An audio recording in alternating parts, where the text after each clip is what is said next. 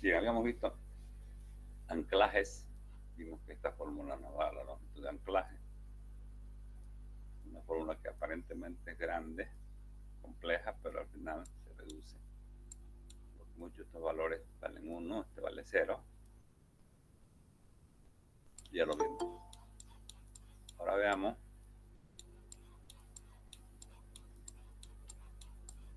lo que sigue. Habíamos quedado en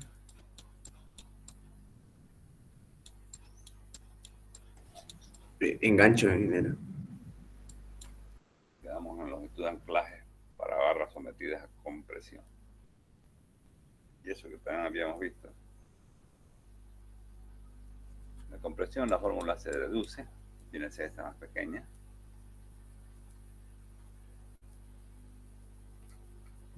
Y habíamos dicho que los ganchos aquí no funcionan. Y cuando no da, digamos, esta longitud, lo que hay que hacer es aumentar fierro más del... Este fierro es el que hay que aumentar y este es el fierro requerido, estrictamente necesario. Para aumentar, podemos aplicar este valor de reducción a la longitud de anclaje. Es decir, este valor podemos afectarle a este número. Aquí quedamos. Empalmes en barras de acero sometidas a tracción. Empalmes es cuando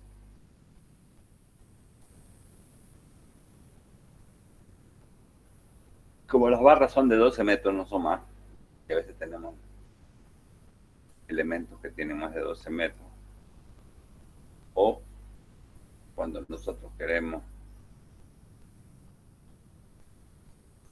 empalmar, continuar, digamos, una misma barra, uniéndola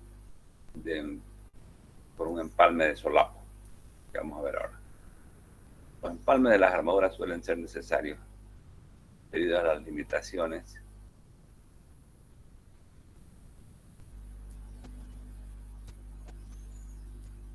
por muchos casos. Uno de ellos es la longitud de las barras. Otro es por juntas de construcción y los cambios de barras con diámetros grandes a barras con diámetros pequeños. El código establece que el proyectista es responsable de las especificaciones de los tipos y posiciones de empalmes de las armaduras.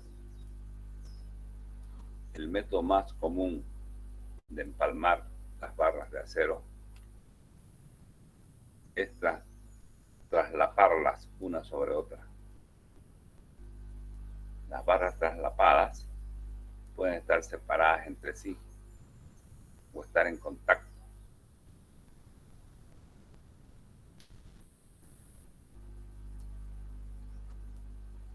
Se prefieren los empalmes con las barras en contacto, ya que entonces estas pueden unirse con alambres.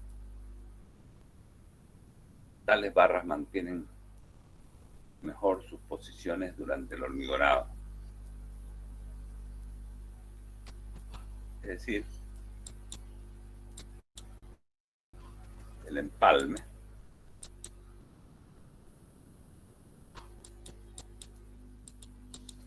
tengo aquí una barra y quiero que esta barra por cualquier motivo quiero que continúe. Entonces una de las formas es empalmarla por solapo. Este es el solapo. Entonces esta es la longitud de empalme. Es decir, esta fuerza, es decir, tracción por decirle, tiene que ser transmitida acá.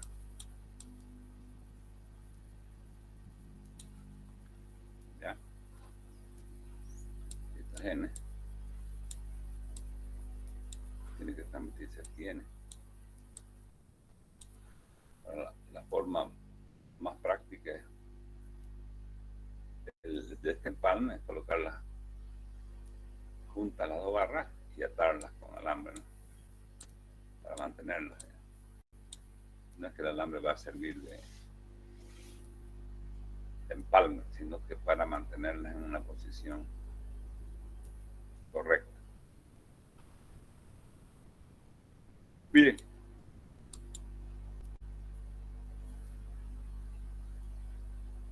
Los empalmes traslapados fallan debido a la separación del concreto a lo largo de la barra. Por ello es recomendable que a los empalmes se les envuelva con armadura transversal, es decir, los estribos a esta acción reduce la probabilidad de la separación del hormigón a lo largo de las barras. ¿Qué significa esto? Significa que estos empalmes forman parte de una viga, digamos. Esta es la viga.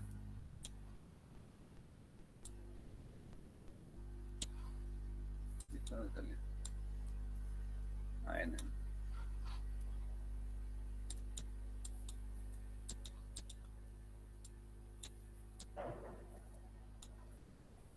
Entonces nos dice que el empalme, los estribos, tenemos que ver la barra, que puede ser una armadura secundaria, puede ser principal, arriba. Y los estribos, estos estribos son muy importantes en los empalmes.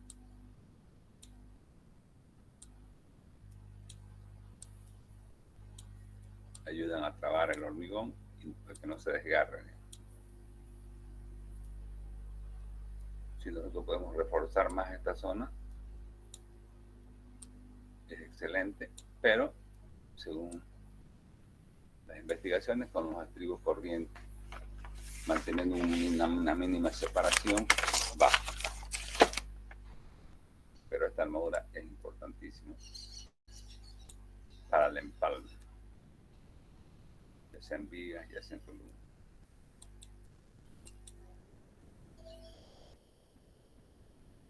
Los empalmes deben situarse lejos de los puntos de esfuerzo máximo, lógico. Si tengo que empalmar, no lo voy a hacer donde el esfuerzo es máximo. Atracción. Además, no todas las barras deben empalmarse en la misma sección, sino que tales posiciones deben ser escalonadas. Si tienen que empalmarse dos barras de diámetros diferentes, la longitud de traslape usado debe ser igual a la longitud requerida por la barra menor.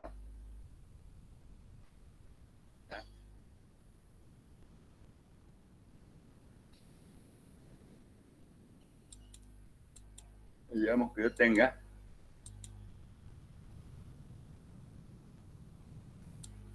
una viga, así la ven.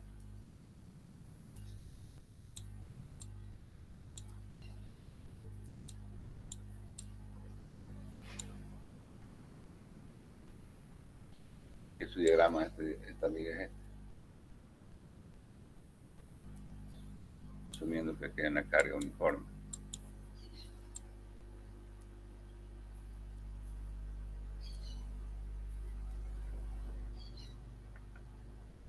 Entonces yo no voy a hacer el empalme acá, donde el momento es máximo, ¿no? Y no lo voy a hacer con todas las barras, por decir algo. Digamos que yo necesite 4 phi de 25. 4 phi de 25, todas empalmadas ahí, donde el esfuerzo es máximo y todas a la vez. Esto es un error. grave. ¿Qué hay que hacer entonces? Buscar de colocar sobre esta sección ningún empalme, por decirles algo, digamos. Y así.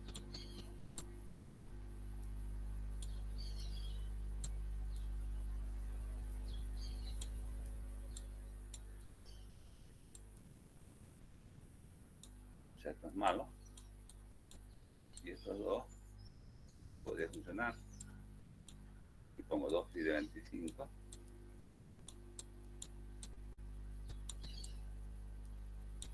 Dos phi de 25.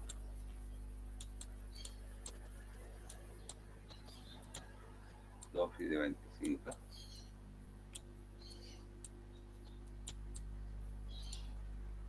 Y 2 phi de 25.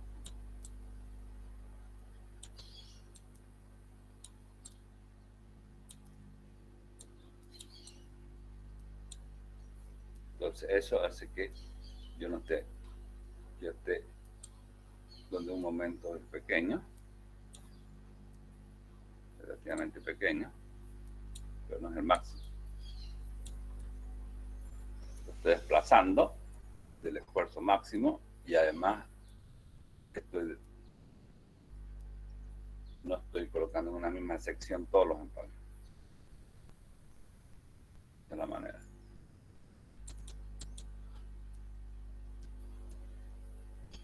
Bien, veamos entonces cómo se calculan los empalmes a tracción. El código divide los empalmes a tracción por solapo, traslapados, en dos clases, clase A y clase B. La clase de empalme por usar depende del nivel del esfuerzo y del porcentaje de acero que se empalma en la posición dada.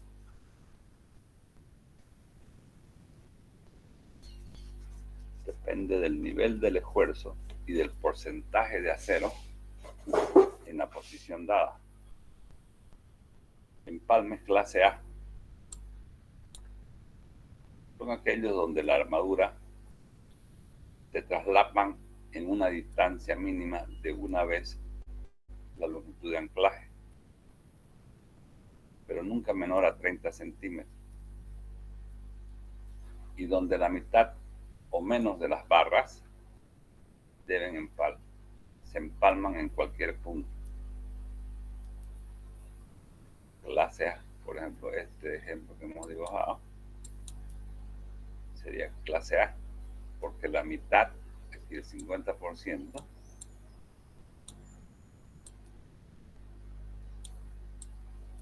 estoy empalmando en una posición, 50%. Cuando es el 50% o menor, dice, son aquellas donde las armaduras se traslapan a una distancia mínima de una longitud de anclaje, pero nunca menor a 30 centímetros, y donde la mitad o menos de las barras se empalman en cualquier punto. En este caso, significa que esta longitud de empalme vale LD. La longitud de anclaje, prácticamente. ¿Ya? Bien. ¿Cuáles son los de clase B? Los empalmes de clase B son aquellos donde las barras se traslapan a una longitud mínima de 1.3 la longitud de anclaje, pero no menos que 30 centímetros, y donde todas las barras se empalman en una misma posición, lo que no es digamos,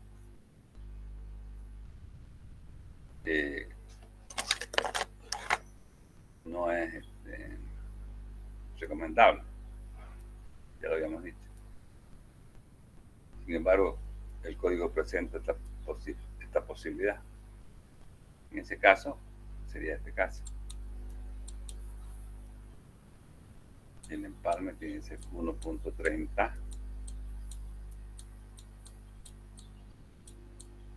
veces LB.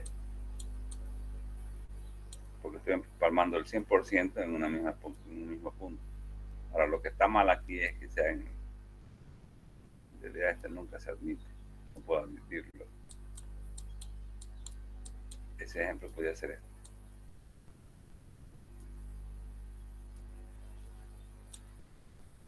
El ejemplo de posición.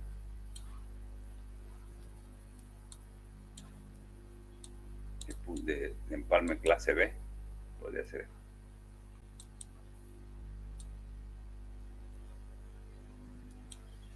¿Ya? Este puede ser clase B.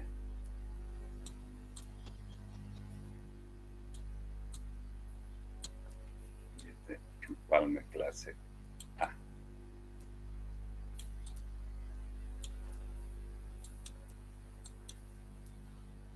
¿Ya?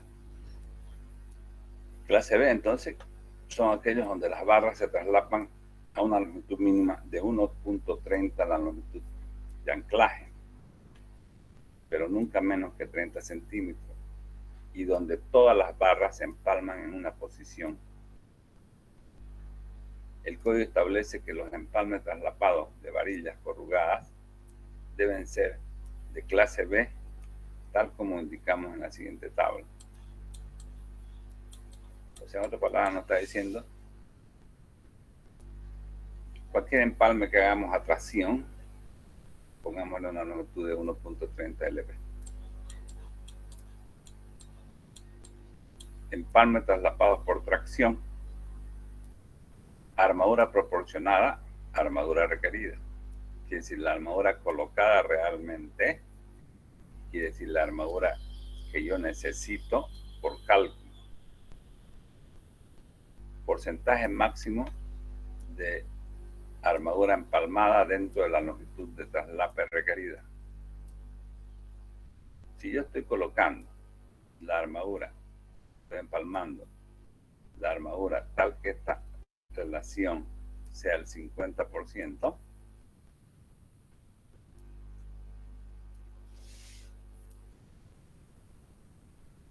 igual o mayor al número 2, este valor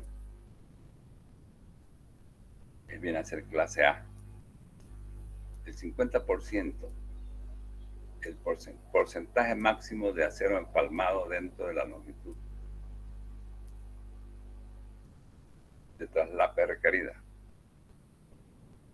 Porcentaje máximo de armadura empalmada dentro de la longitud de traslape requerido. Si yo tengo un 50% de traslape, solo puedo ser clase A si la armadura que yo necesito, que es el doble la que estoy poniendo, y además solo estoy empalmando la mitad. ¿Ya? Si estoy empalmando el 100%, todas las barras en una misma sección, en ambos casos, ya sea esta armadura proporcionada sea igual a o mayor al número 2 o menor que 2, siempre va a ser clase B. Resumiendo, desde el punto de vista práctico, para cualquier situación de barras traccionadas podemos usar clase B. ¿Ya? Salvo que sea este caso. Entonces, para no estar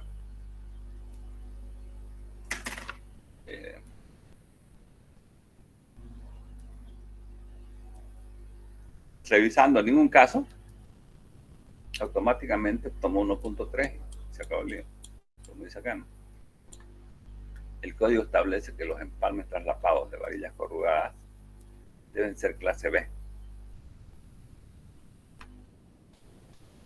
De varillas corrugadas deben ser clase B, tal como indica la siguiente tabla. Estamos hablando de empalmes de armadura traccionada. ¿Cuál sería clase A? Digamos en este ejemplo que hemos hecho. En este ejemplo que hemos hecho, clase A podría ser esto. siempre y cuando, además de esta situación que estoy desplazando los empalmes, yo calcule aquí el momento en este punto. Fíjense ustedes. Digamos que acá yo necesito, por decirle, 30, ¿cuántos centímetros tiene esto? 4 pi de 25, 4 por 4.91, 19 barras, 19 centímetros cuadrados.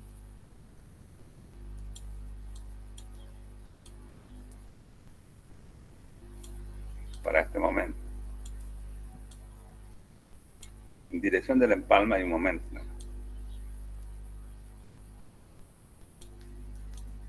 Digamos que aquí en dirección del empalme yo necesito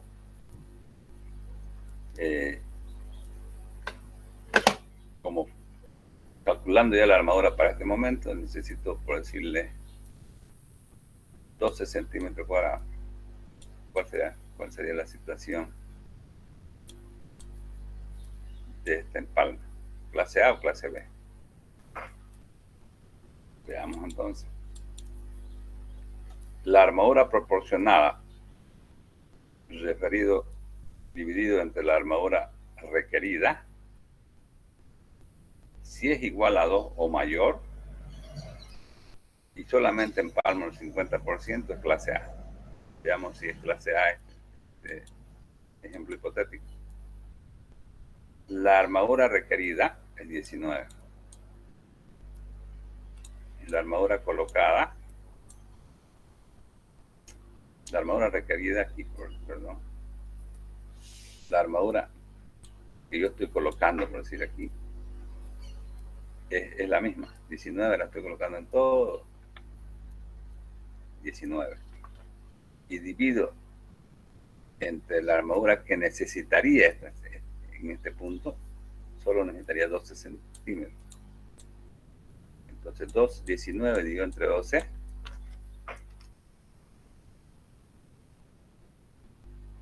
es 1.58. No llega a 2. Entonces este es un empalme clase B. En estas condiciones es clase B. Clase B.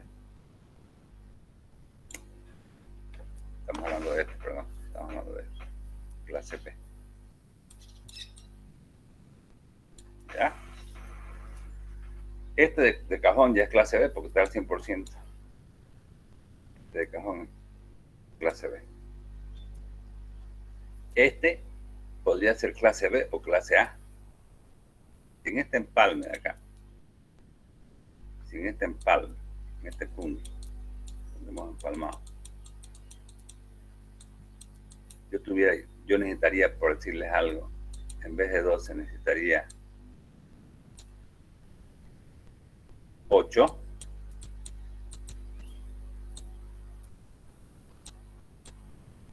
Centímetros, lo que es la misma posición a este empalme, sería 8. Yo necesitaría para este momento 8 centímetros. En ese caso, ¿cuál tendría que ver? 19 dividido entre 8. Aquí ya el número daría 19 dividido entre 8. 2,4. Sería 2.37 más o menos.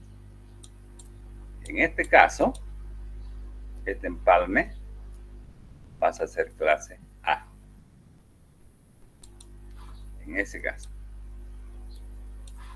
este empalme pasa a ser clase A. Es decir, en el punto donde voy a hacer el empalme, la armadura que necesita tiene que ser la relación entre la armadura que estoy colocando y que la que necesita.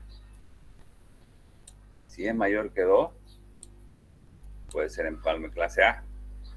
Si es menor que 2, no es empalme clase A. Es clase B. Pero como pueden ver, casi todos los casos tendrían a ser clase B. ¿Ya? Entonces, resumiendo, cuando yo empalme en la vida práctica, digamos, todos mis empalmes son clase B. Ahora aquí en las clases, en la clase académica, que es la que estamos viendo, yo puedo darle un ejemplo, ustedes tienen que ver si es A o B. ¿Ya? Repito entonces, ¿de qué depende? Siempre va a ser, si yo empalmo el 100%, que no es lo recomendable, empalmar el 100% en una sola sección, no se debe hacer nunca esto. No sé por qué este código es así. Es clase B. Pero si es el 50%, como máximo, puede ser 33, digamos de 3 barras yo empalmo una, es 33%. De 2 barras empalmo una, es 50%. De 4 barras que pasan por una sección y empalmo una, es el 25%. A eso se refiere a este porcentaje. Y la armadura que yo necesito en ese punto es la que necesita por flexión el empalme en ese punto. Si es mayor que 2 y cumple además la situación que es menor que el 50% o igual, es clase A. Todos los demás casos, las demás clases son B. Hemos hecho un ejemplo. Barras que llegan a Bolivia son de 12 metros máximo. Por el transporte, en otras partes hasta 16, 18 metros. Digamos que aquí yo tengo esta viga de 16 metros. Si yo dibujo esta viga de 16 metros con este detalle, es un error de cálculo. Ya, ahí habíamos dicho nosotros al inicio que el calculista tiene que hacer el detalle de los empalmes. Eso lo dice el código. Cuando yo hago un detalle, no puedo hacer este dibujo, por ejemplo, porque no voy a encontrar barras de 16 metros de manera continua. Ya. 16 metros 80 no hay barras. ¿Qué tengo que hacer? Empalmar en algún lugar.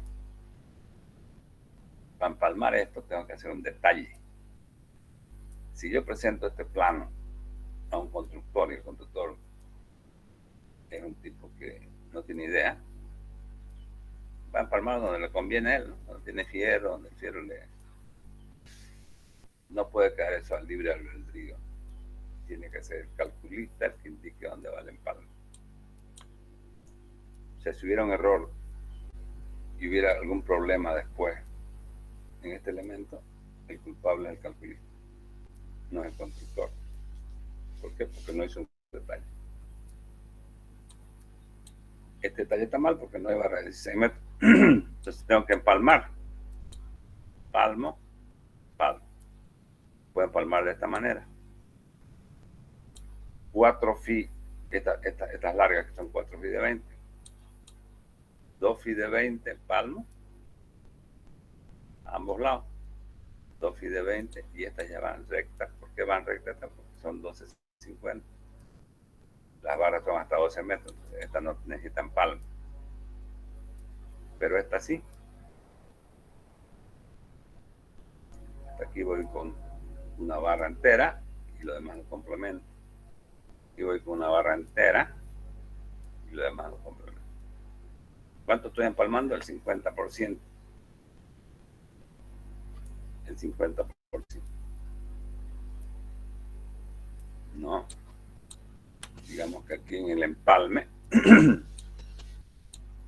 voy empalmando. ¿Cuántas barras tenemos aquí? Tenemos 4 barras más 4 son 8 barras. Este dibujito Aumentenle este fierro ya. Si esto es 16, 12 tiene que llegar más o menos por acá.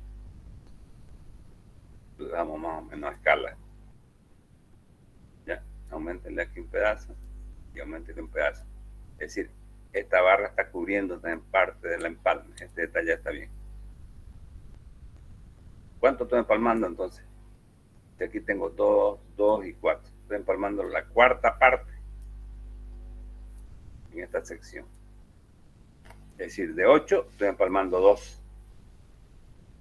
Y de 8 estoy empalmando 2. Quiere decir que estoy, si yo me voy a mi cuadrito, al cuadrito, estoy acá. Porcentaje máximo, el 50%. Estoy con 25. Es menor. Ahora, ¿qué más tengo que ver para que sea clase A?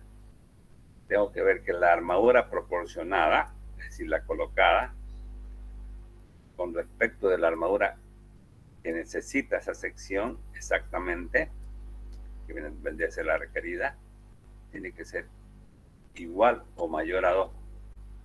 Solo en ese caso puede ser clase A. En todos los demás casos, por más que yo tenga el 25%, pero si la armadura proporcionada respecto de la armadura requerida es menor que 2, viene sería clase B. Entonces, a ver, hacemos los cálculos. Suponemos que acá en este punto, este momento M, necesita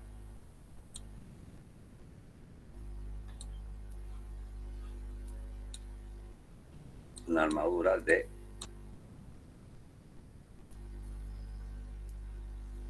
28 centímetros. Y el momento máximo necesita una armadura de 39 centímetros cuadrados. Hacemos la división. 39.28 dividido entre 28.28 nos da,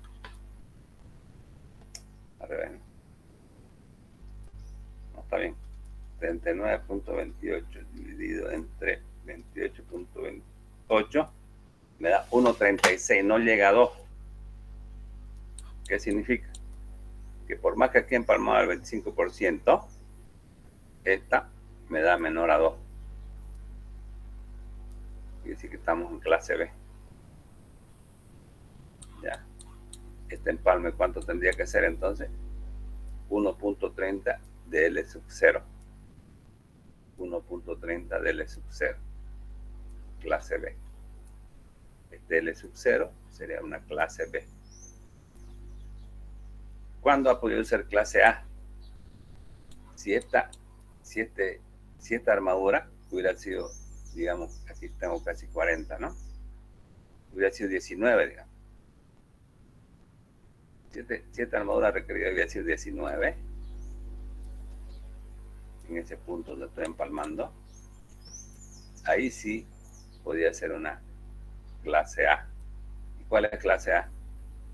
Es la misma, la longitud de anclaje pasa a ser la misma longitud, la longitud de empalme pasa a ser la misma longitud de anclaje. Y en clase B, que es la mayoría de los casos, la longitud de empalme es mayor que 1.30 de LD. Bien. ¿Qué pasa cuando los empalmes son a compresión? Lo que pasa en las columnas. Acabamos de ver una empalme por tracción. ¿Qué pasa cuando el empalme es por compresión? La longitud de empalme de las barras sometidas a compresión pueden ser empalmadas en una misma sección hasta un 100%. Aquí se puede empalmar hasta un 100%. Cuando hablamos de... Es ideal siempre, mientras uno pueda, desfasar los empalmes. En el caso de las columnas, uno puede empalmar el 100%, dice, siempre que sea esto.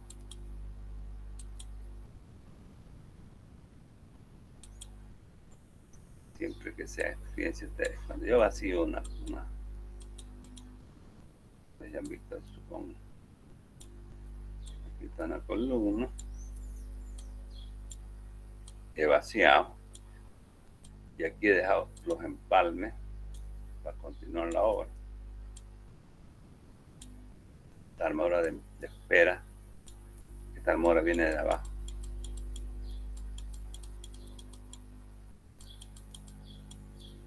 Y esta es la armadura que voy a estar esperando para ser empalmada el otro tramo.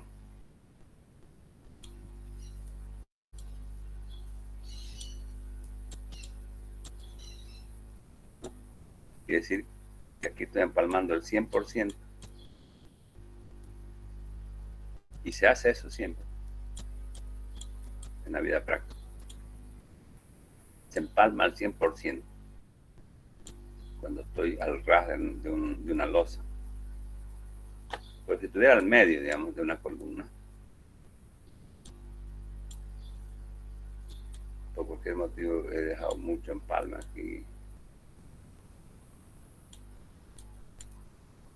Que quita la losa, casi al medio estoy empalmando.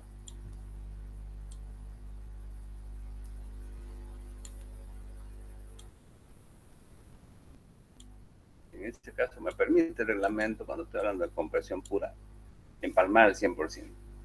Pero se recomienda mientras yo pueda desplazar estos empalmes, por más que sea columna, es ideal. Cuando está al medio. Cuando está abajo, sí o sí es el 100%, porque hasta ahí dejo la armadura de la columna que vacía.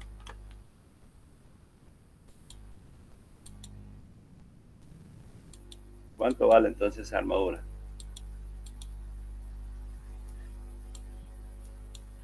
Se calcula con esta formulita. Para barras con FY 4200 o menos, con esta formulita. Para barras con valores superiores a FY, en ningún caso el empalme deberá ser menor de 30 centímetros. Aquí es donde decía yo, el empalme es 100% en la misma sección. Aquí estoy empalmando, he vaciado, ha quedado aquí la longitud de empalme. ¿Cuánto tengo que dejar de longitud de empalme? L sub 0. L sub 0, si el fierro es menor o igual a 4200, esta es la formulita. Y esto siempre debe ser mayor a 30 centímetros, nunca menor a 30 centímetros. Pero si el FY es mayor que 4200, la longitud de empalme en columna debe ser con esta formulita. No nos olvidemos que D sub B es el diámetro de barra, el phi que nosotros usamos. Y siempre debe ser mayor a 30. ¿Ya? Entonces, esta es la forma de calcular la longitud de anclaje en columnas. Está dada por esta formulita. Digamos, si yo tengo un phi de 20, ¿cuánto sería el empalme para un phi de 20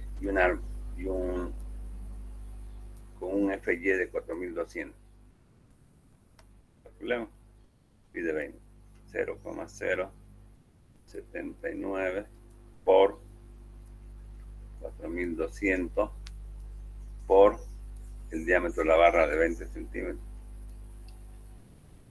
61.30 centímetros. Si esta barra es de 20, necesito 61 centímetros. Estoy usando un fierro 4200.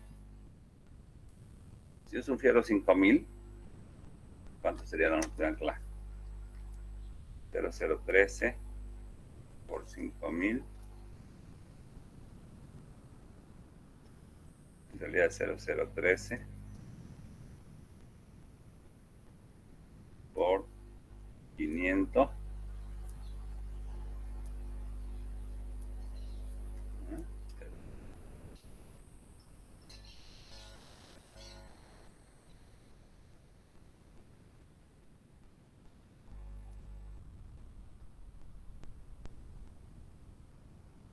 Aquí sería 41 centímetros. Este hemos calculado mal, creo.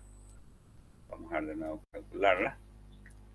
0,079,73 por... No, está bien, ¿no? Está bien.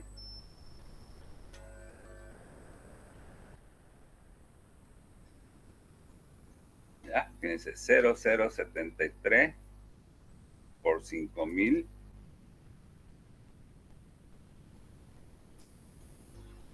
por diámetro de la barra 2 son 73 centímetros que necesito acá. 73 centímetros cuando tengo un phi de 20. Cuando tengo un phi de 20 y mi armadura tiene una mayor que el límite elástico, digamos, vamos a suponer 5.000, ¿cuántos necesitamos? 0, 0, 0 por 5.000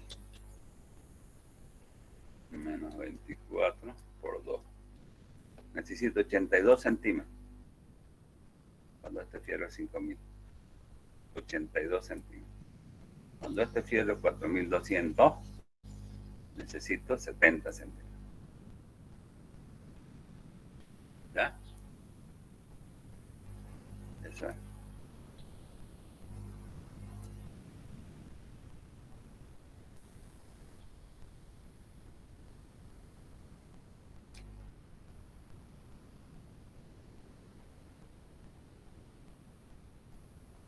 Nomás, ¿no? Para que está mal la máquina, che. A ver, 0,073 por 4.200 por 2. Aquí necesito 62. Exactamente 61.32. Ahora, en este caso, 0,013 por 5.000 menos 24 por 2, 82 centímetros. Harta la diferencia. 62 acá, 82 acá. Aunque no es muy coherente en proporcionalidad, digamos. Porque de 4.200 a 5.000 no hay mucha diferencia. Pero esa es la fórmula del código. No nos hemos inventado nosotros. Ya. Entonces, ingeniero, es revisar fórmula nomás, ¿no? Que cumpla acá, que esto. Claro, los empalmes es hacer eso. Primero, la clave es encontrar la longitud de anclaje. La longitud de anclaje para las barras, para la longitud de empalme, primero tenemos que encontrar la longitud de anclaje. Y de ahí multiplicarla por unos 30, esa es la longitud de empalme, en la mayoría de los casos. Puede ocurrir que ocurra este caso clase A, muy rara vez. Ya, y cuando hablamos de columna, el empalme es con esta formulita. Normalmente en columna uno trabaja con vamos a ver después, con un límite elástico de 4.200. Por más que use un fierro 5.000, el límite elástico, cuando yo calcule, va a ser 4.200. Entonces mi formulita es esta en realidad. Con un phi de 12, ¿cuánto sería, digamos? Una columnita phi de 12, que es la que se usa cotidianamente, digamos, en las casitas. Sería 40073 por 4.200 por 1.20. Sería 37 centímetros, 40 centímetros es lo que normalmente uno deja. Está usando phi de 12. Que en la práctica es el diámetro mínimo en columna. Bueno, eso vamos a ver cuando veamos columnas. Bien, aquí entonces terminamos este capítulo de, más que todo hemos hablado de los fierros, cómo se disponen, cómo se colocan, cuáles son los empalmes, los anclajes y demás.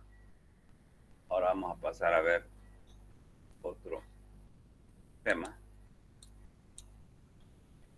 que se llama análisis de vigas sometidas a flexión.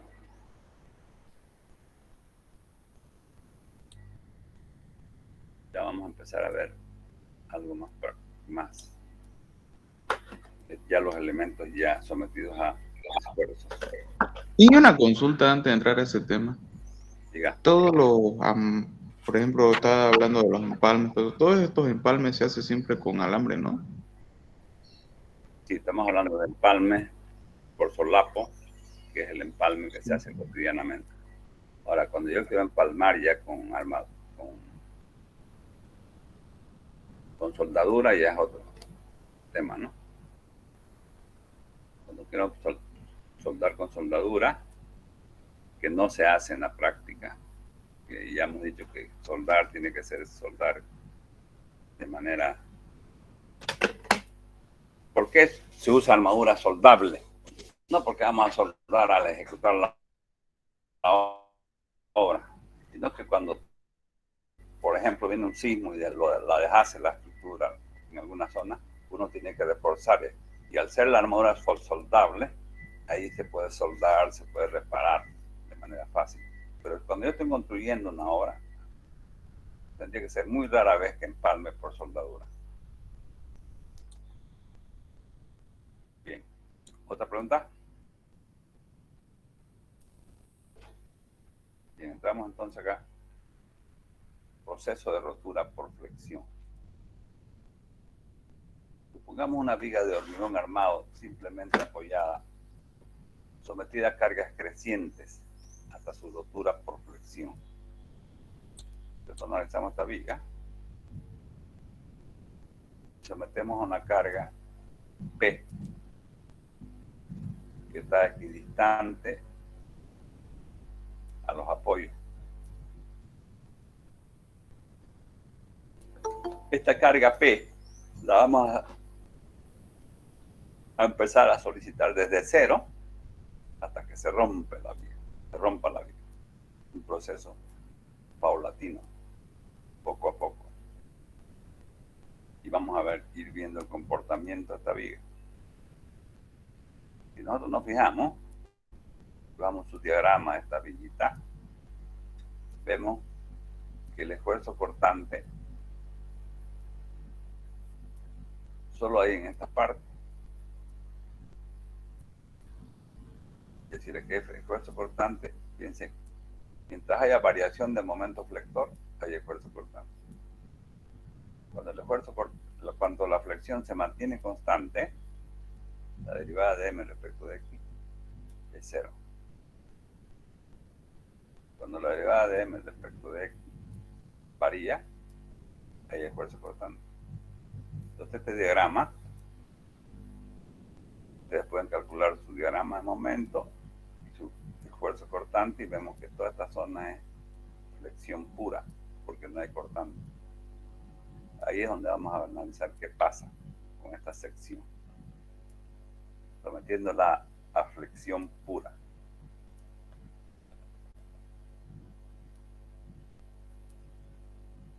¿Qué vamos a hacer? Vamos a agarrar el punto central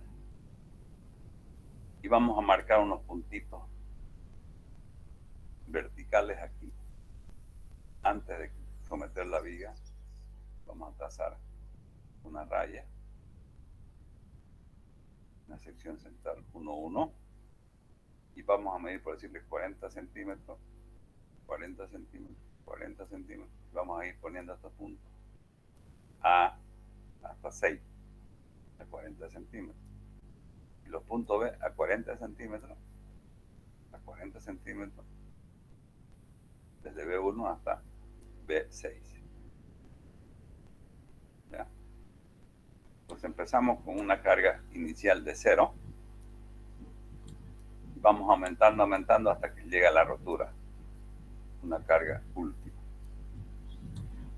A lo largo del proceso de carga, se puede estudiar experimentalmente la zona central, más propiamente la sección 1.1,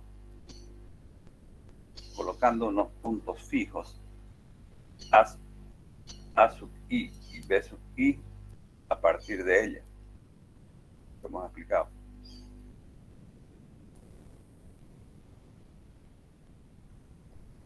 A distintas alturas del alto de la viga y midiendo las distancias A sub I, B sub I, antes y después de cada escalón de cargas. Conocemos los acortamientos y los alargamientos en las distintas fibras durante todo el proceso.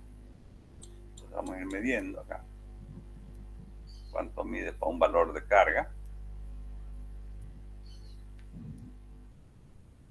Midiendo. Vamos a ir viendo el proceso, como fíjense que cuando ya se está deformando, aquí se acorta y aquí se alarga. Lo mismo va a pasar en estos valores intermedios. A lo largo del proceso de carga,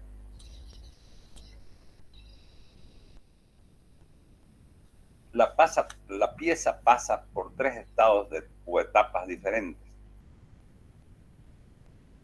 en todas las cuales la deformación de la sección 1.1 se mantiene plana.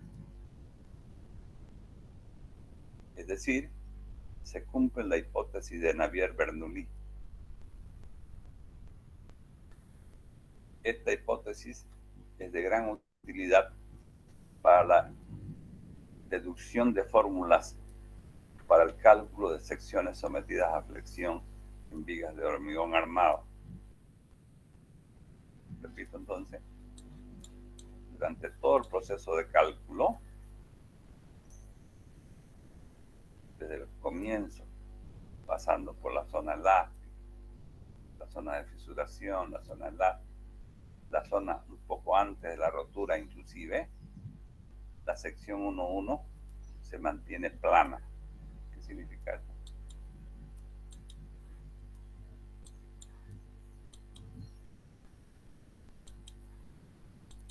Significa que no se distorsiona, ¿no?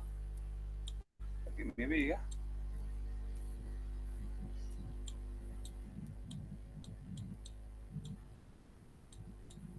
están las cargas y distantes.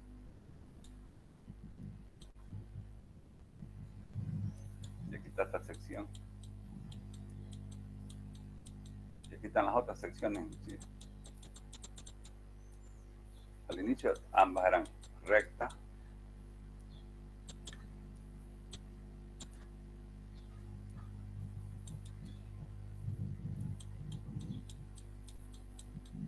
Cuando se ha deformado esta viga, vamos a hacerlo con rojo. Vamos a hacerlo exagerado.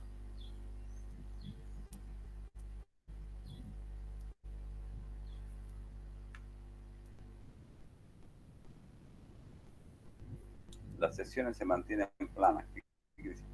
Que esta sección central se mantiene recta.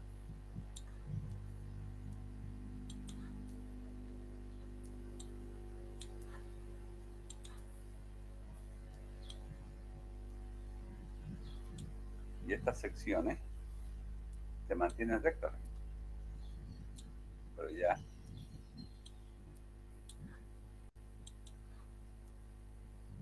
recta, perpendicular a su eje.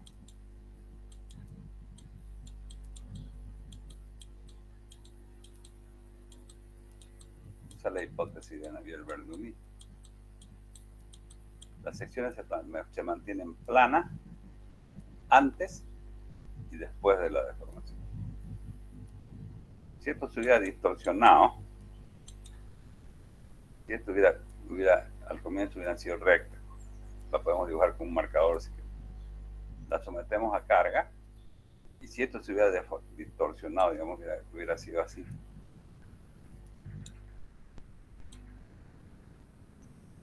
Ya encurvado, ya no se hubiera cumplido la hipótesis de Navier.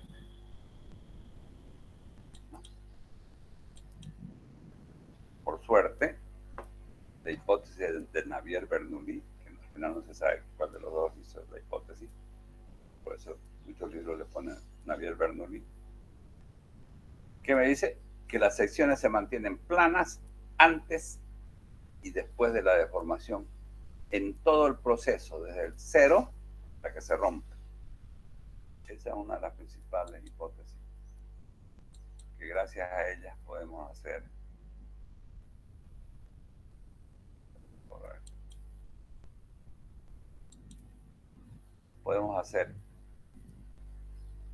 casi la mayoría de las fórmulas que vamos a ver después. Primera etapa del hormigón no fisurado. O sea, primero cuando las cargas son chiquitas, ¿qué pasa?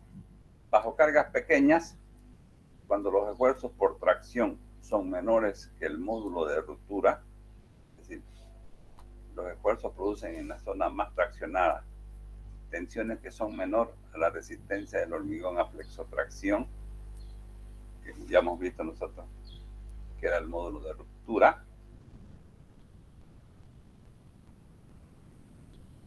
La sección transversal total de la viga resiste la flexión con compresión del eje neutro hacia arriba y contracciones del eje neutro hacia abajo.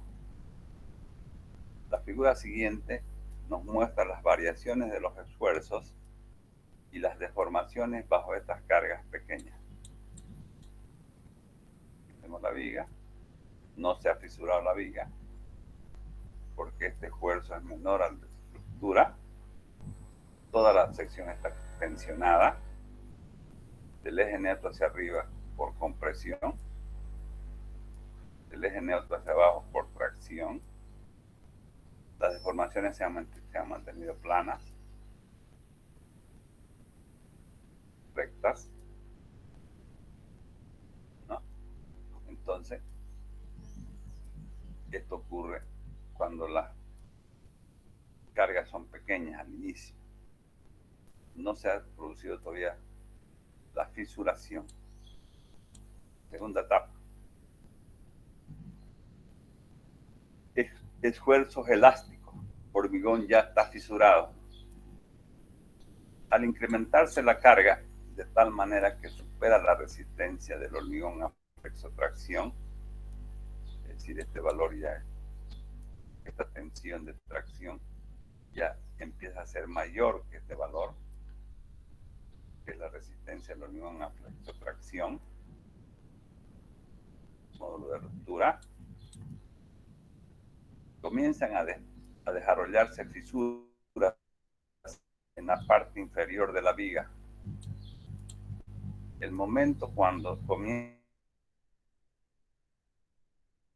a formarse las fisuras, cuando los esfuerzos de tracción en la parte inferior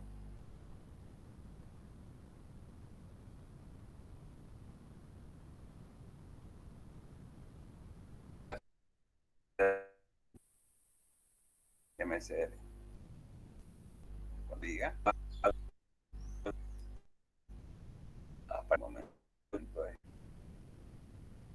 se denomina momento de fisuración, momento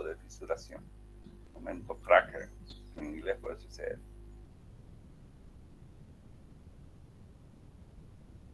momento de fisuración. Se extienden rápidamente hacia el eje neutro.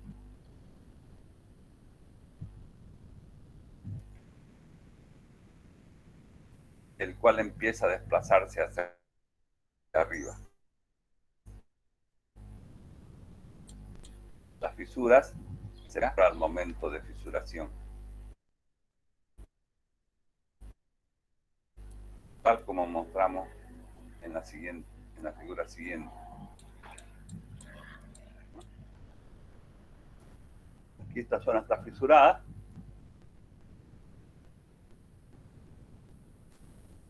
Aquí está el diagrama de momento. Ya los momentos son mayores a los de fisuración. Es decir, que ya se ha fisurado. En esta zona, donde el momento va cambiando, va disminuyendo, donde hay esfuerzo cortante, el momento M es menor al momento de fisuración, no se fisura. Pero donde el momento M es mayor al momento de fisuración, se fisura.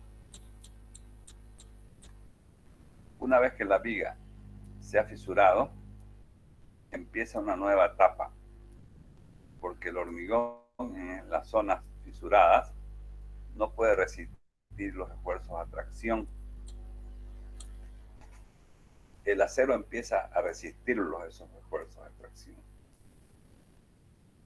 Esta etapa continuará mientras los esfuerzos de compresión en las fibras superiores sean menores aproximadamente a la mitad de la resistencia a compresión del hormigón FC', a la mitad. Es decir, se va a mantener en un estado elástico prácticamente.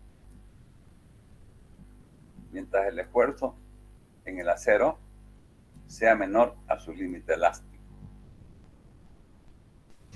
En esta etapa, los esfuerzos de compresión varían linealmente. Con la variación lineal de los esfuerzos, las deformaciones se presentan normalmente en las vigas del hormigón armado, bajo condiciones de servicio, ya que debido a estas cargas, los esfuerzos de hormigón generalmente son inferiores a FC', la mitad de FC'. Para calcular los esfuerzos en el concreto y en el acero, en esta etapa se usa el método de la sección homogeneizada.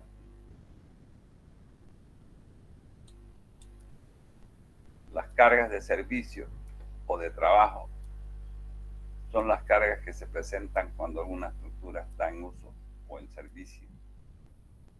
Bajo estas cargas se desarrollan los momentos que son considerablemente mayores que los momentos de fisuración. Entonces esta es la etapa, podemos decir así,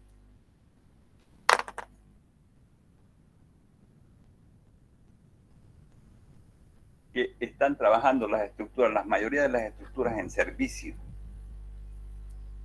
que están los esfuerzos a que están sometidas las estructuras que están trabajando, servicio normal, tiene un comportamiento lineal. Las tensiones, fíjense. Podemos decir aquí que la sección se mantiene dentro de un campo elástico. Las deformaciones se mantienen planas, se sigue cumpliendo la hipótesis de Navier. Estamos en un estado de que el momento es mayor al momento de fisuración, pero no genera una compresión, una tensión de compresión. Genera una tensión de compresión que está alrededor del 50% del FC'.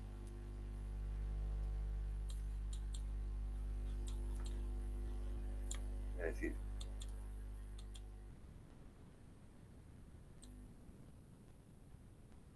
cuando estamos en esta situación, cuando los momentos son pequeñitos, en otras palabras, fíjense que mi sección tiene fierro. Mi sección tiene fierro. Es una sección de hormigón armado. En la primera etapa, mi sección toda trabaja, porque el hormigón no se ha fisurado.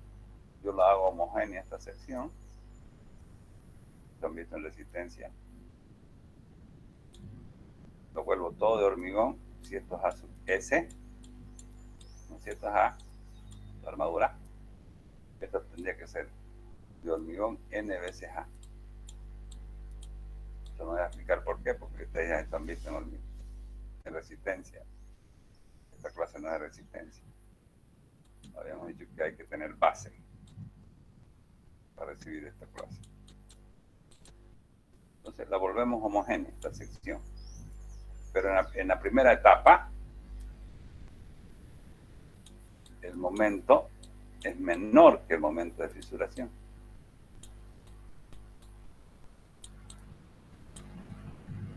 Entonces no se fisura. ¿Qué quiere decir?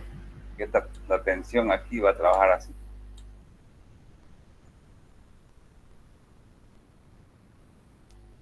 Va a ver, esta tensión es menor al de ruptura. Esta tensión de tracción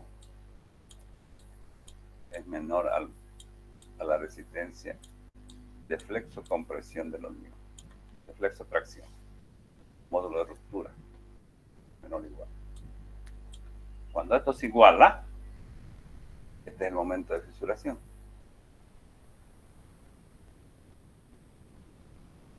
¿Ya? ¿Cuál es el momento de fisuración entonces? Cuando yo esta tensión la igualo al de ruptura.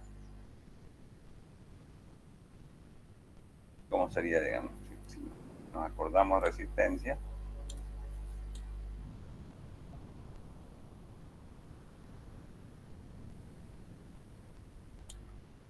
Este es el momento.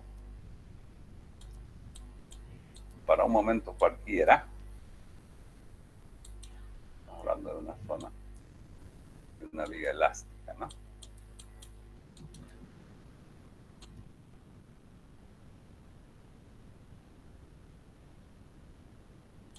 Esto es una red. Para un momento cualquiera, la tensión en cualquier punto, el sigma,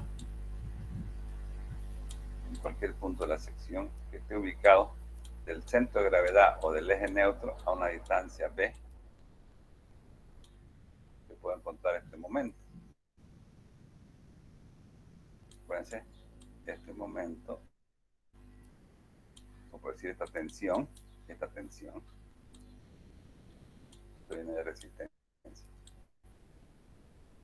es igual al momento dividido entre el momento de inercia de esta sección. Si esta sección fuera rectangular, su momento de inercia fuera h al cubo por b dividido entre 2, o el momento de inercia de la sección completa, o si es homogeneizada, vendría a ser el momento de inercia de esta sección, este I sub 0, por b, por la distancia de la fibra más comprimida.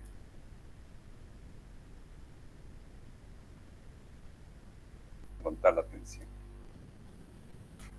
Usando esta misma formulita, yo puedo decir, cuando esta tensión aquí abajo vale Fc, F', Fr, módulo de ruptura, en ese instante, este momento, viene a ser el momento de fisuración.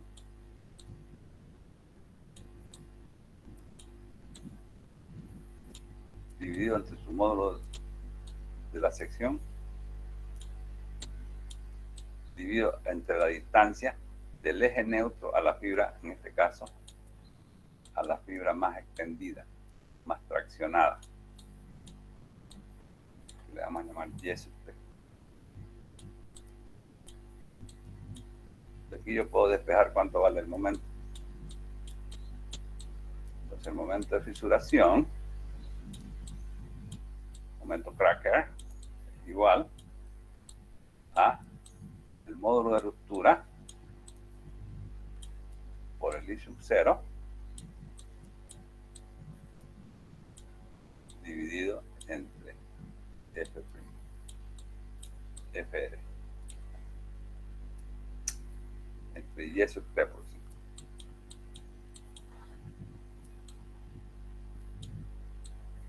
De esa manera yo puedo saber si el momento que está actuando en esta viga, que genera esta viguita que tiene cargas altas,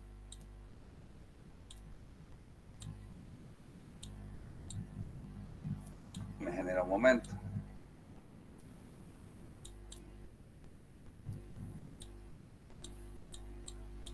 Yo le estoy empezando a cargar aquí esta viga desde 0. Entonces, estoy aplicando una fuerza. Si este momento es menor al MCR, esto es en la primera etapa. El comportamiento de la sección es de este tipo. La pieza trabaja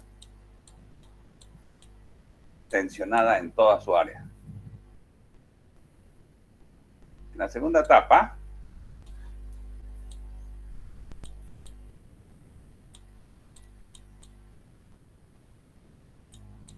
el momento es mayor a este momento de fisuración.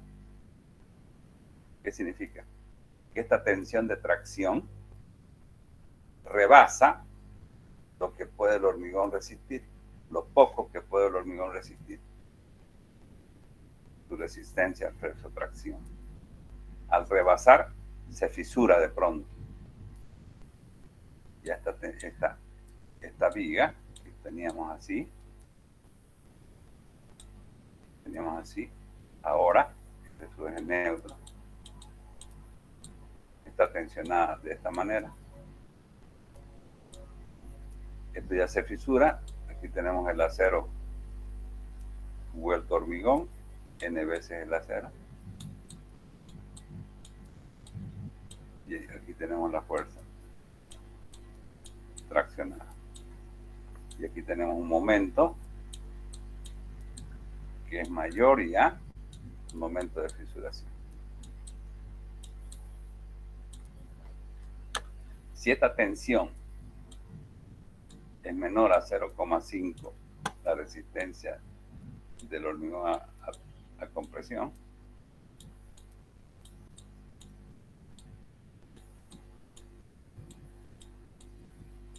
¿qué quiere decir? Que estamos trabajando en servicio. Así va a trabajar en esta zona, va a trabajar mis vigas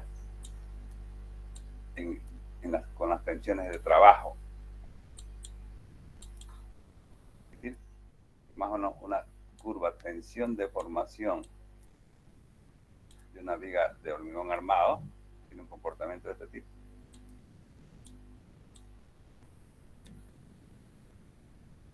Esto se mantiene prácticamente plano, recto, hasta la mitad, y de ahí ya empieza a encurvarse.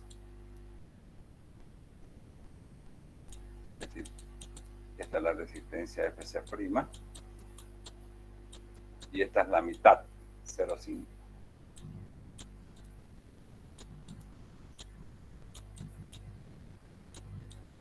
De aquí para abajo, toda esta zonita, digamos, es donde estamos trabajando. Aquí trabaja nuestra viga en servicio. Vamos a calcular las piezas a rotura con cargas mayoradas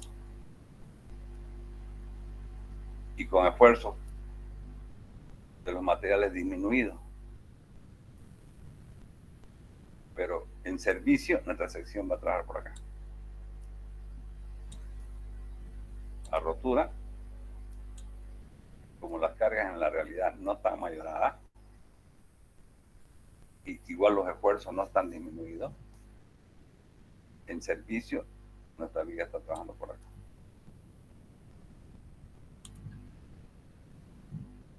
Esa es entonces la segunda etapa. Y por último, la tercera etapa, etapa de resistencia última, falla de la viga.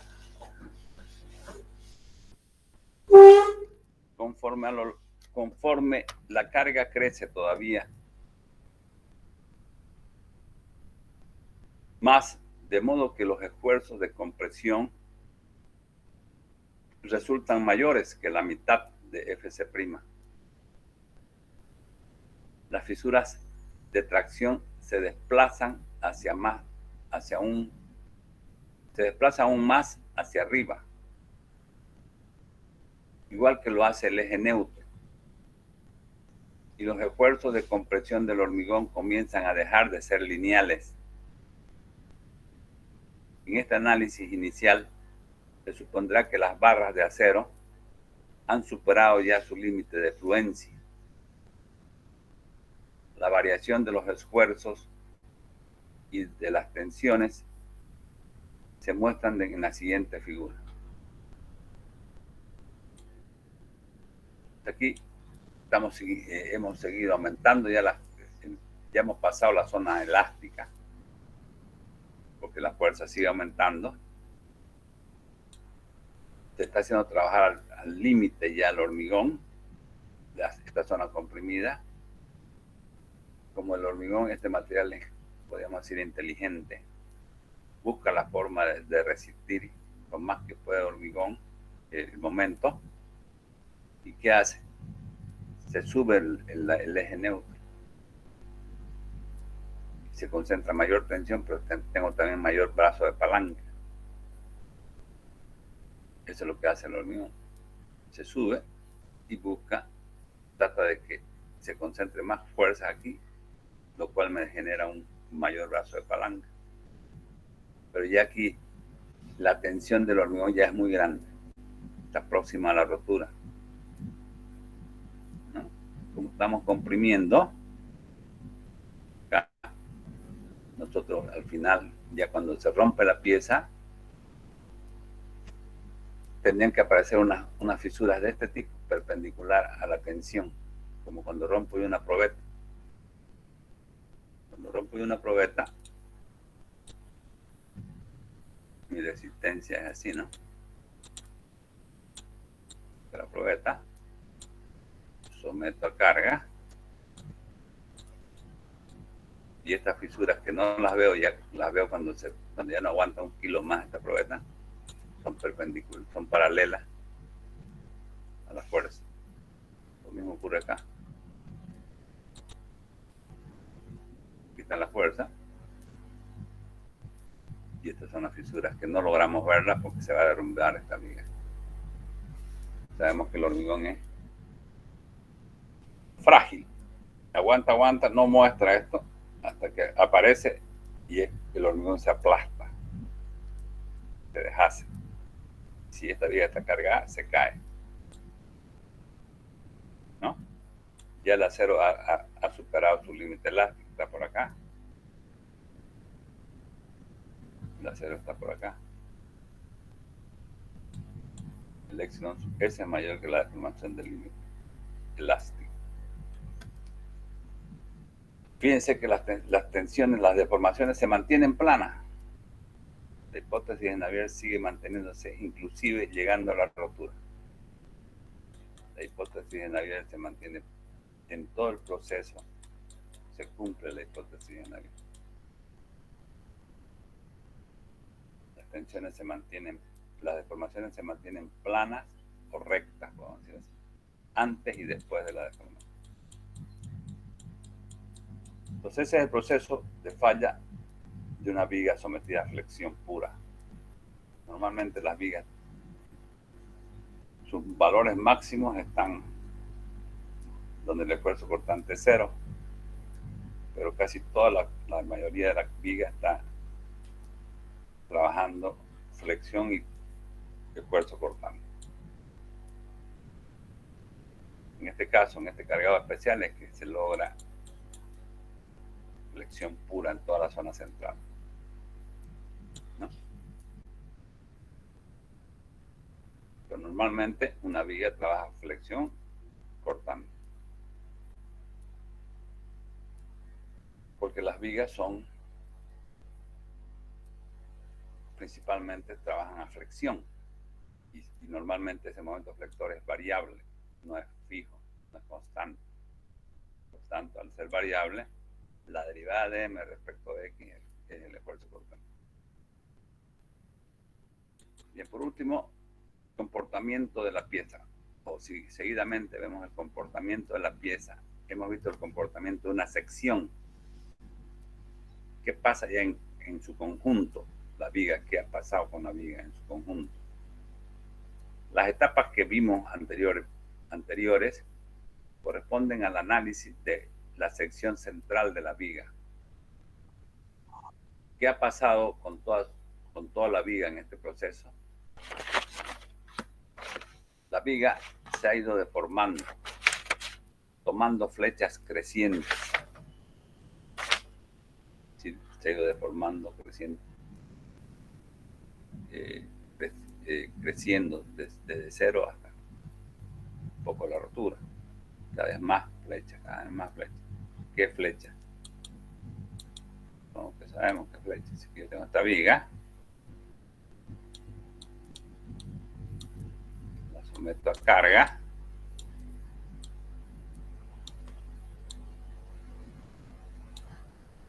y mientras más grande esta carga, al comienzo va a aparecer una flechita chiquita,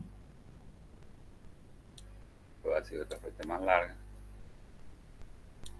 pues más grande, hasta que se rompe. Esta es la flecha. Fíjense que la curvatura no va a seguir, no va a ser así. Curva, recta, curva. Curvatura siempre es una curva. Por eso que hay una recta. Aquí hay una curvatura, dice. El arco de Jerez. Todos han visto en resistencia. Resistencia es importantísima para aprender, digamos, a digerir cómo funcionan las secciones sometidas a diferentes esfuerzos. Bien, entonces las flechas han ido creciendo. En estas flechas evolucionan según una ley trilineal que expresa el comportamiento de la viga en las 3 etapas indicadas anteriormente. En la etapa del hormigón no fisurado, la sección tiene un módulo de rigidez flexionante EI grande. Corresponde a la sección completa no fisurada.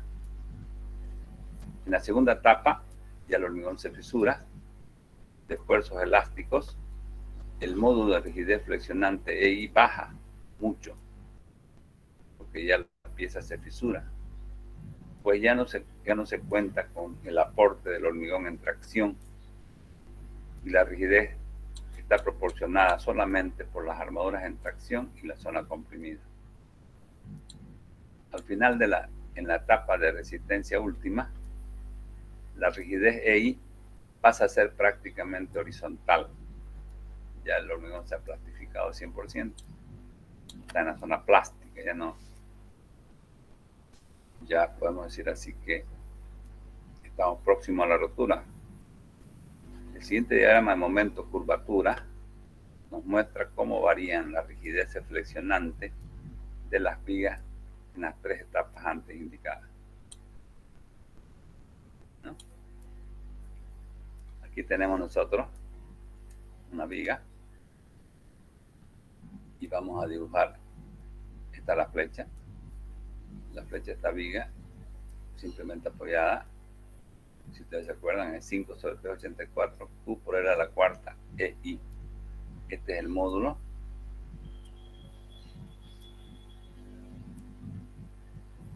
El módulo de momento flector.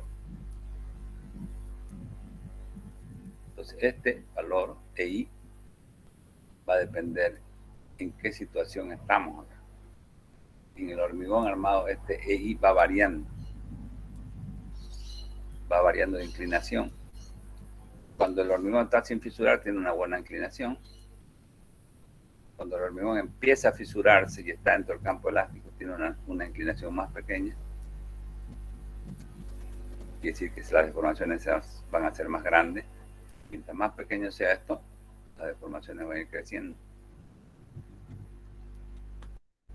Y ya cuando estamos próximos a la rotura, este valor ya prácticamente, este módulo es muy pequeño.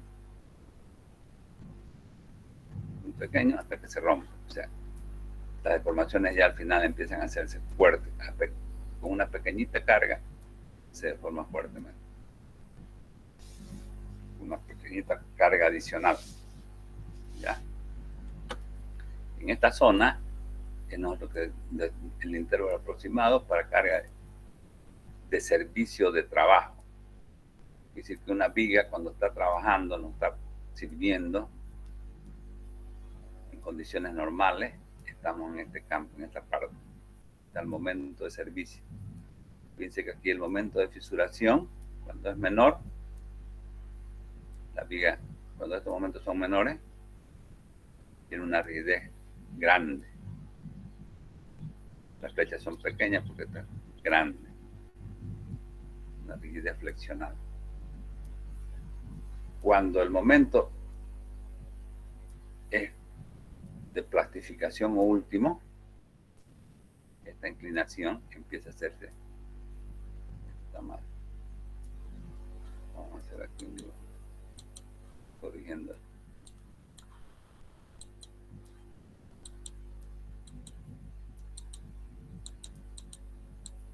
Aquí tenemos tenemos el diagrama momento, curvatura. Esta es la curvatura. Esto es el momento, deben saber esto de resistencia. ¿Qué quiere decir esto? Que cualquier inclinación aquí me da la rigidez flexional EI.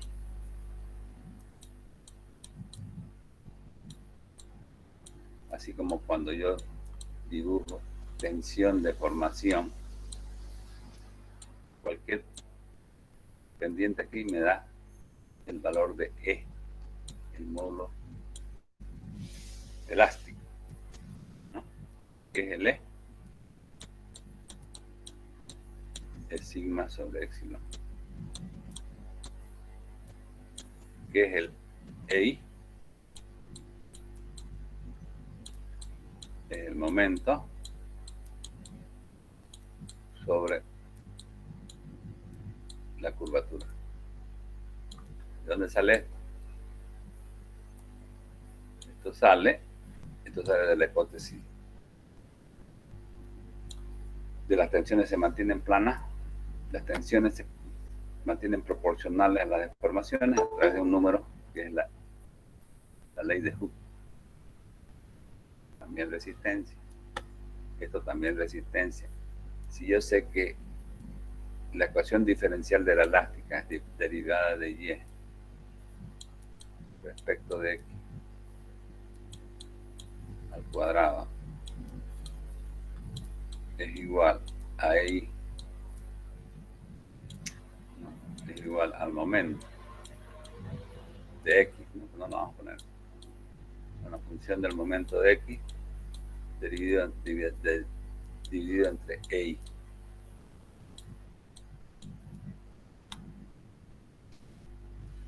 Esta es la derivada de la derivada.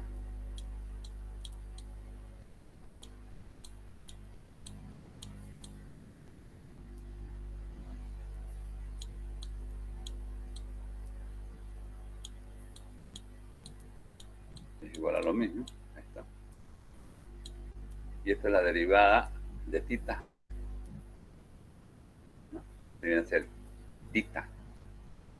La derivada quedaría entonces la derivada de tita respecto de X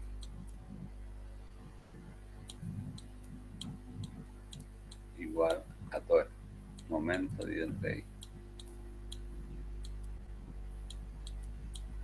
Y esta derivada de tita respecto de X es lo que llamamos la curvatura.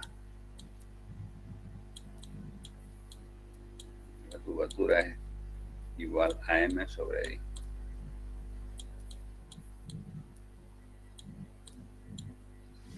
Tendría que ser esto. Esto es la curvatura. Entonces la I es la pendiente entre el momento y la curvatura. La curvatura que viene a ser, si yo tengo una viga, por ejemplo, acá, en cualquier flecha tiene una curvatura. Y esta es la flecha. Y esta es la R. El inverso de R es la relación entre el momento y la rigidez flexional. Entonces, ¿qué pasa acá? ¿Cuántos puntos tenemos? Vamos a borrar esto.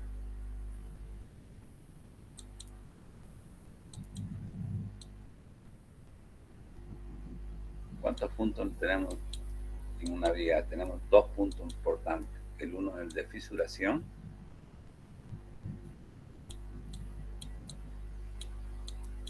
Y el otro es el de plastificación o rotura. A este momento, a este punto de fisuración, se da el momento de fisuración. El momento cualquiera es menor al momento de fisuración, tenemos una buena rigidez flexional.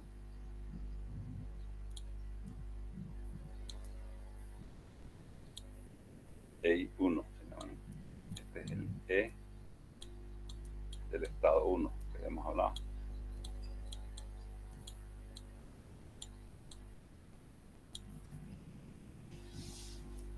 Luego tenemos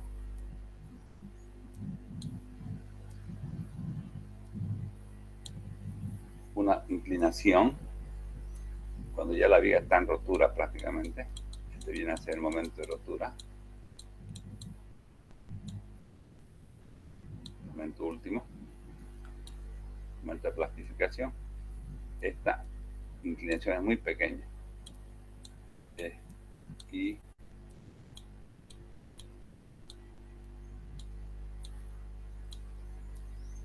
dos le damos una más. Y cuando nosotros tenemos, se admite que esta es una inclinación, una recta. Aquí hay una recta, en realidad no es recta, pero se puede admitir de todos puntos. Y la inclinación para un momento cualquiera de servicio, un momento M, que va a estar entre estos dos valores, el momento de fisuración y el momento último. En este caso, la inclinación viene a ser esto. Esta es la rigidez que tiene la pieza para un momento de servicio. Le vamos a llamar M. Y le vamos a llamar sistema de servicio. Momento característico de servicio. Y esta es la rigidez friccional efectiva que se llama.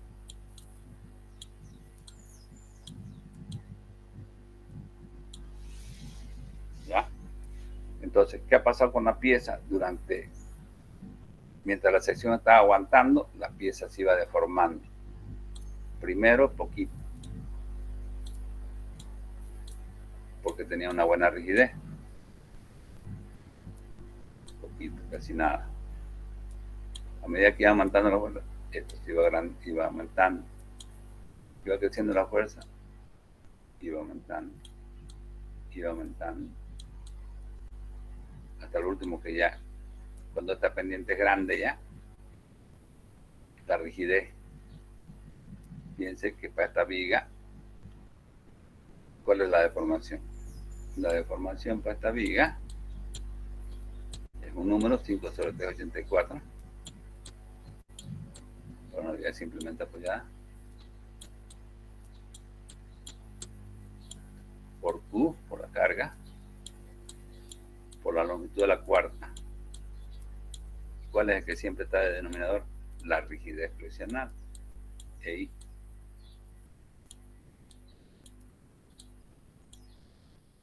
Mientras más chica sea esto, más grande va a ser la deformación. Mientras más sea la inclinación, el EI va a ser más grande, más chico. Y la deformación va a ser más grande. En servicio tenemos una inclinación intermedia entre el punto entre la inclinación de cuando la pieza está sin fisurar y cuando la deformación tiene la pieza fisurada. Bien. En la primera etapa ya hemos visto el comportamiento es este. La sección no se fisura, por tanto, toda la sección está tensionada del eje neutro para abajo, tracciona, del eje neutro para arriba, compresiona. En la segunda etapa, el momento ya es mayor al momento de fisuración, se fisura del eje neutro para abajo y del eje neutro para arriba, comprime linealmente, siempre que esta tensión sea menor al 0,5 LFC'. Y tenemos la sección homogeneizada de esta manera. Entonces, esta rigidez va a ser mucho más grande que esta rigidez, porque ya no tiene este pedazo, se ha salido prácticamente. Por eso que la inclinación va a bajar, va a disminuir. Y en la tercera etapa ya se va concentrando la tensión más lo más que puede, se va plastificando la tensión empieza a hacerse muy grande hasta que rompe. O sea, la inclinación, al subirse esto, me queda menor área, esta pendiente empieza a disminuir con respecto de esta y esta. O sea, cada vez menor. En la primera etapa era mayor, en la segunda más o menos, y en la tercera ya pequeña. Y las deformaciones son mucho más grandes. El momento de la fisuración, ya lo habíamos deducido, está acá,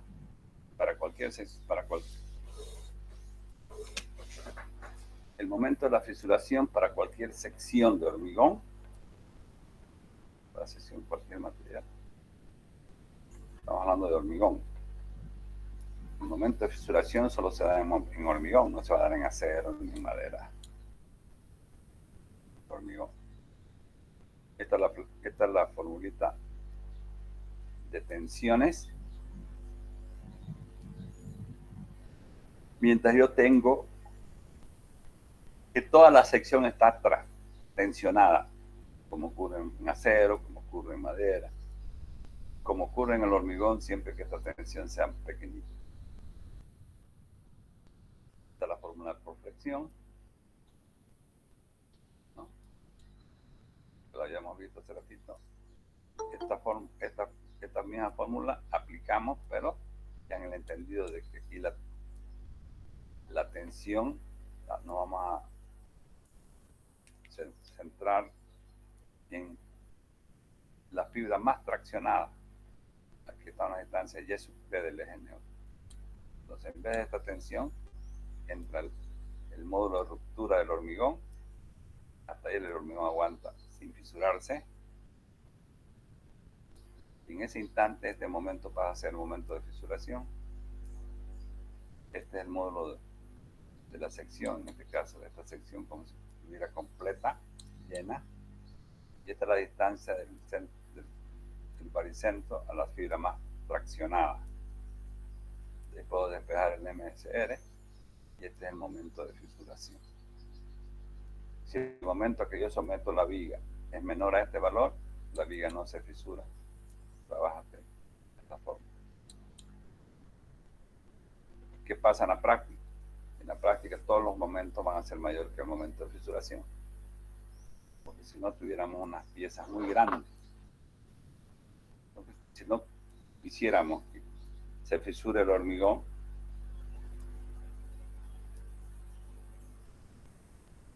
el acero no trabajaría muy poco. Trabajaría con una tensión pequeña. Eso no queremos que trabaje el acero en condiciones buenas, económicas, que por lo menos llegue a su límite elástico. Y eso va a hacer que este valor sea rebasado fácilmente. Los momentos normales son mayores que los momentos de fisuración. Un momento de servicio está entre el valor de fisuración y el momento último.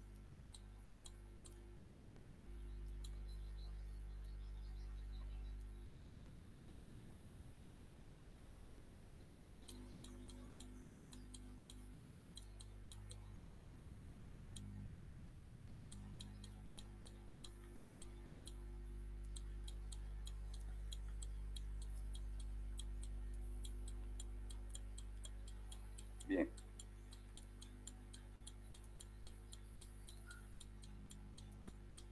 Pero ya más o menos sabemos cómo funciona una viga sometida a flexión. Ahora veamos la cuantía de armadura.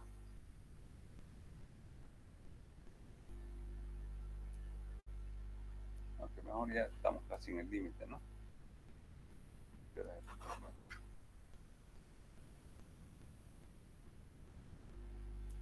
Sí, estamos en el límite. No nos va a dar tiempo para ver bien esto. Necesitamos un tiempito para ver bien, entenderle bien esto. Vamos a quedar aquí por ahora, jóvenes. Si no, lo vamos a ver muy rápido. Entonces, que quede claro,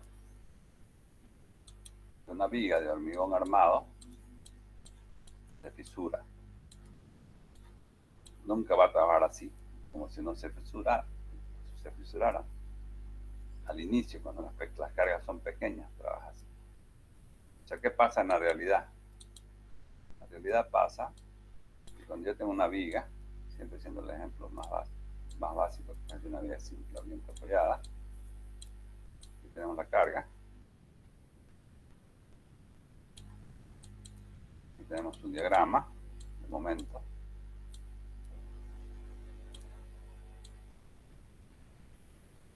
Fíjense que aquí el momento está variando en todas las lógicas. Quiere decir que tenemos diagrama de esfuerzo cortante.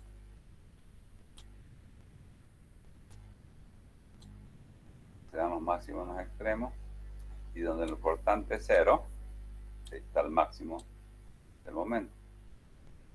¿Por qué? Porque la derivada del momento con respecto de x es igual al cortante. Cuando este cortante sea 0, este va a ser el máximo. Supongo que saben cálculo.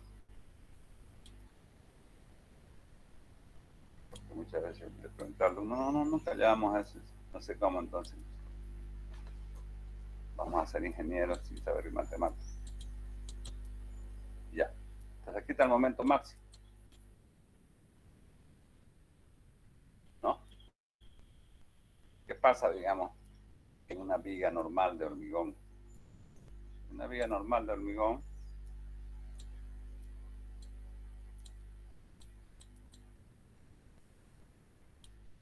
va a ir variando la fisuración en función del momento.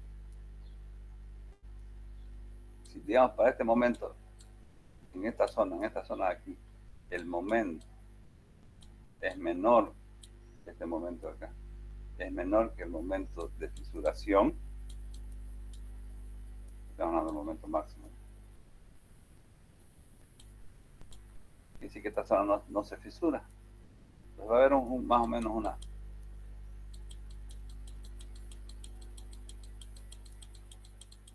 toda esta zona está comprimiendo, cada vez menos.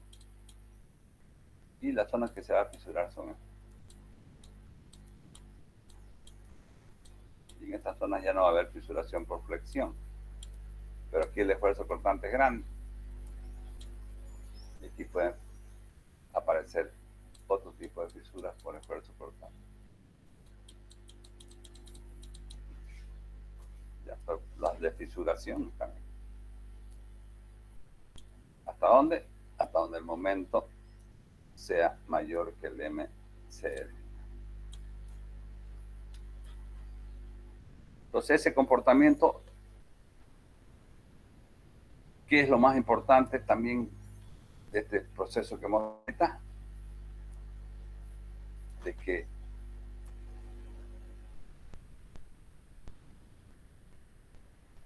las secciones se mantienen planas. Eso es importantísimo. Las deformaciones se mantienen planas. Es decir, hay una proporcionalidad entre una deformación a compresión y una deformación a tracción. Yo puedo decir, si esta es la profundidad del eje neutro, gracias a eso yo puedo decir epsilon es C, es a X, como esta es a D, altura U. Porque esta es la tensión que se da en el acero steel. Entonces, epsilon S tendría que ser igual a D menos X. Entonces yo conociendo la profundidad del eje neutro y conociendo una de las tensiones, uno de los esfuerzos, puedo conocer el tercero, o al revés. Gracias a esto. ¿Gracias a qué? En cualquier punto, en cualquier estado,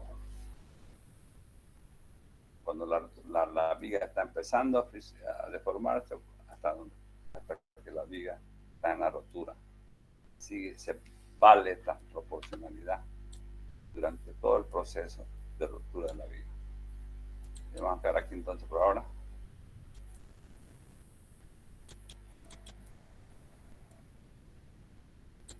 Ingeniero, disculpe una pequeña duda. En la zona que se comprime, hemos visto que cuando se acerca la rotura se va reduciendo. ¿Eso es debido a que el hormigón mismo, o sea, el material mismo se va cortando? Creo que comentaba eso, ¿no? Que se acortaba para dar mayor resistencia, o era porque la fisura en la parte inferior se va, digamos, como que la va empujando. Es un poquito no me quedó bien claro.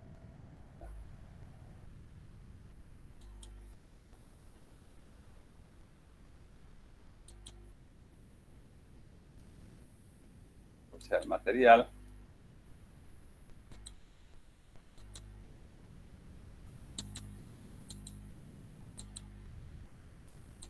cuando la viga está sometida a un momento pequeño, lo trabaja así. Sigo aumentando este momento.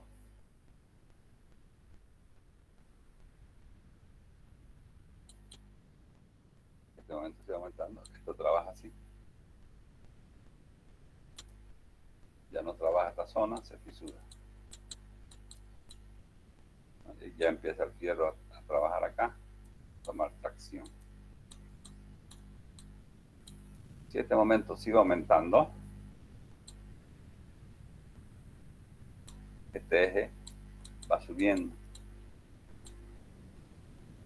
Y este ya empieza a encurvarse un poquito.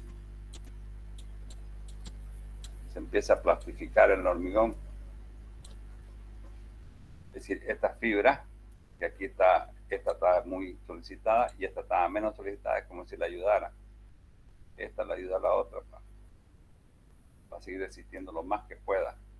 O sea, es como uno, trata de no morir. Digamos. Trata de no morir. Entonces, al tratar de no morir, y este momento sigue subiendo, ¿qué hago? Este sigue subiendo. Sigue subiendo. Trata de buscar mayor brazo de palanca. La misma sección del hormigón. Busca más brazo de palanca para resistir este momento. Pero esto ya empieza a plastificarse más grande. Se va concentrando y aquí las tensiones fuertemente. Y el fierro está aquí. Entonces eso es que hace. Busca mayor brazo de palanca. ¿Qué es el momento? ¿Qué es este momento? Este momento exterior va a tener que igualarse a este fierro por su límite elástico, que es una fuerza, por su tensión de trabajo del fierro, por este brazo.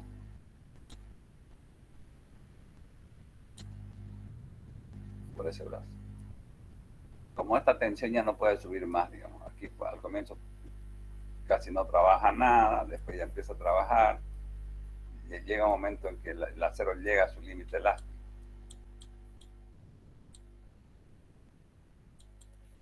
Este es su límite elástico. Comienza a ir a trabajar por aquí, cuando es pequeño, el momento va subiendo, hasta que llega aquí. Ya cuando está plastificándose, este valor ya no puede aumentar. Este acero tiene un valor fijo, porque la viga estamos sometiéndola con un acero conocido, y el que está aumentando en este momento. Entonces, ¿qué hace el material? Busca mayor brazo de palanca para tratar de resistir este momento. Y al buscar mayor brazo de palanca se sube hacia arriba y se concentra aquí la tensión comprimida hasta que reviente. Aquí está esta compresión. En el momento en que aparece fisura de este tipo, que no la vamos a ver, son invisibles, el hormigón se aplasta y se cae la viga. Ese es el proceso. Bueno, vamos a quedar aquí por ahora entonces. Hasta luego. Hasta luego. Vale,